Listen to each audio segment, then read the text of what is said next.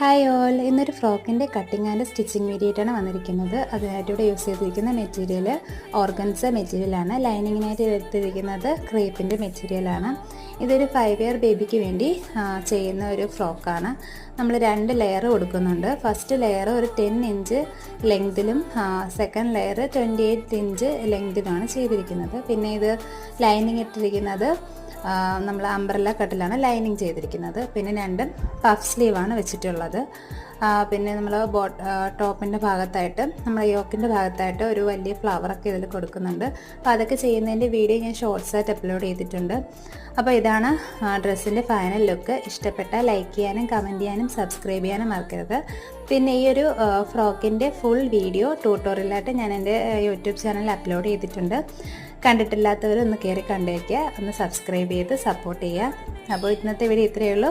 Okay, bye, thank U.